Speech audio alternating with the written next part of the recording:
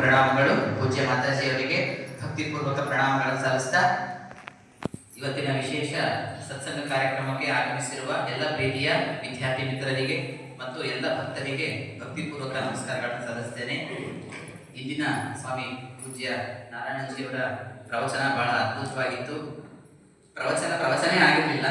ಪ್ರವಚನದ ಒಟ್ಟಿಗೆ ಮಧ್ಯೆ ಭಜನೆಗಳು, ಮಧ್ಯೆ ಸಾಕಷ್ಟು ಹಾಸ್ಯ ಪ್ರಸಂಗಗಳನ್ನ ಹೇಳ್ತಾ ನಮ್ಗೆ ಸ್ವಲ್ಪನೂ ಸಹ ಎಲ್ಲೂ ಬೇಜಾರಾಗಲಿಲ್ಲ. ಇನ್ನೂ ಸ್ವಲ್ಪ ಕೂತ್ಕೊಂಡು ಕೇಳೋಣ ಅನ್ನೋ ರೀತಿಯಲ್ಲೇ ನಮ್ಮ ಮನಸ್ಸು ಆತೋಗ್ತಾ ಇತ್ತು. ಹಾಗಾಗಿ ಪ್ರವಚನ ಅಂತಂದ್ರೆ ಹೀಗಿರ್ಬೇಕು ಅಂತ ನನಗೆ ಬಹಳ ಅನಿಸ್ತಾ ಇತ್ತು. ಹಾಗಾಗಿ ಪೂಜ್ಯ ಸ್ವಾಮೀಜಿಯವರ ಪ್ರವಚನ ಬಹಳ ಅದ್ಭುತವಾಗಿ ಮೂಡಿಬಂತು. ಪ್ರವಚನ, ಭಜನೆ ಮತ್ತೆ ಹಾಸ್ಯ, ಈ ಮೂರನ್ನೂ ಸಮ್ಮಿಳಿತ ಮಾಡಿಕೊಂಡು ಪೂಜ್ಯ ಸ್ವಾಮೀಜಿ ಹೇಳ್ತಾರೆ, ಆತ್ಮವಿಕಾಸಕ್ಕೆ ಗೀತೆಯನ್ನು ಮತ್ತು ಅಂದ್ರೆ ಶಂಕರಾಚಾರ್ಯರು ಹೇಳುವಂತ ಮಾತನ್ನ ಉಲ್ಲೇಖ ಮಾಡ್ತಾ ಸ್ವಾಮೀಜಿಯವರು ಹೇಳ್ತಾರೆ, ಗೀತೆ ಮತ್ತು ವಿಷ್ಣು ಸಹಸ್ರ ಮತ್ತು ಸಹಸ್ರವನ್ನ ನಿತ್ಯ ಪಾರಾಯಣ ಮಾಡೋದ್ರಿಂದ ನಮ್ಮ ಆತ್ಮ ವಿಕಾಸ ಆಗ್ತದೆ, ಅಂದ್ರೆ ನಮ್ಮ ಸ್ವಸ್ವರೂಪ ತಿಳಿತದೆ ಅಂತ ಹೇಳ್ತಾರೆ. ಆಮೇಲೆ ನಾವು ಸಾಕಷ್ಟು ಜನ ಸುಮ್ಮನೆ ಭಗವಂತ ಹೊರಗಡೆ ನೋಡ್ತಾ ಹೋಗ್ತೀವಿ, ಆದ್ರೆ ಭಗವಂತನನ್ನ ಅಂತರ್ಮುಖವಾಗಿ ನೋಡ್ಬೇಕು.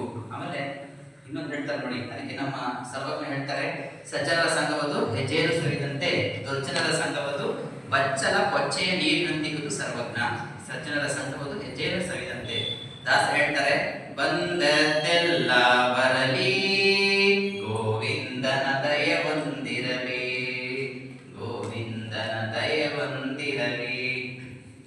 ಆಮೇಲೆ ವಿಶೇಷವಾಗಿ ನನಗೆ ಸ್ವಾಮೀಜಿಯವರು ಹೇಳ್ತಾ ಪ್ರಾರ್ಥನೆ ಹೇಗಿರ್ಬೇಕು ಅಂತ ಹಲವಾರು ವಿಚಾರಗಳನ್ನ ಹೇಳಿದ್ರು.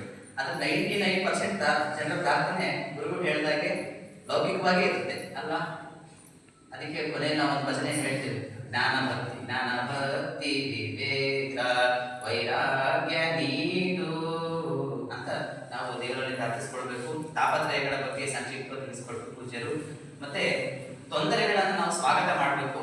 ಅದಕ್ಕೆ ನಮ್ಮ ಕಡೆ ಒಂದು ಮಾತಿದೆ, ಭಗವಂತ ಕುಂತಿ ಪ್ರಾರ್ಥನೆ ಮಾಡ್ತಾಳೆ ಭಗವಂತ ನನಗೆ ಕಷ್ಟ ಕೊಡ್ಬೇಡ ಅಂತ ನಾನು ಬೇಡಲ್ಲ, ಆದ್ರೆ ಕಷ್ಟಗಳನ್ನು ಎದುರಿಸುವಂತ ಶಕ್ತಿಯನ್ನು ಕೊಡು, ಧೈರ್ಯವನ್ನು ಕೊಡು ಅಂತ ನಾನು ಪ್ರಾರ್ಥಿಸ್ಕೊಡ್ತೇನೆ ಅಂತ ಕುಂತಿ ಹೇಳುವಂತ ಮಾತನ್ನ ಇಲ್ಲಿ ಸ್ಮರಣೆ ಮಾಡಬೇಕು. ಆಮೇಲೆ ಇತ್ತೀಚೆಗಂತೂ ಎಲ್ಲದಕ್ಕೂ ಇನ್ನೊಬ್ಬರ ಮೇಲೆ ಅವಲಂಬನೆ ಆಗಿರ್ತೀವಿ.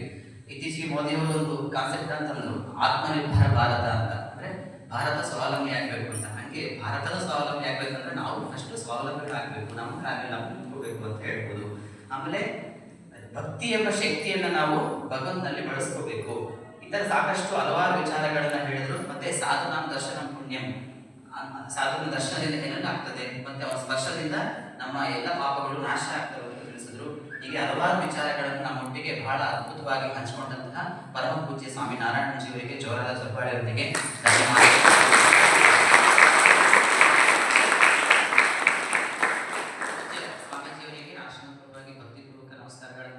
ಧನ್ಯವಾದಗಳನ್ನು ಕೃತಜ್ಞತೆಗಳನ್ನು ಅರ್ಪಣೆ ಮಾಡುತ್ತೇವೆ. ಸದ್ಭಕ್ತರಾದಂತಹ ಶ್ರೀಯುತ ವೆಂಕಟೇಶ್ ರೆಡ್ಡಿ ಅವರು ಮುಂದೆ ಬಂದು ಪೂಜ್ಯ ಸ್ವಾಮೀಜಿಯವರಿಗೆ ಕಿರುಕಾಣಿಕೆಯನ್ನು ಅರ್ಪಿಸಬೇಕಾಗಿ ನಾನು ಕೇಳ್ಕೊಳ್ತೇನೆ.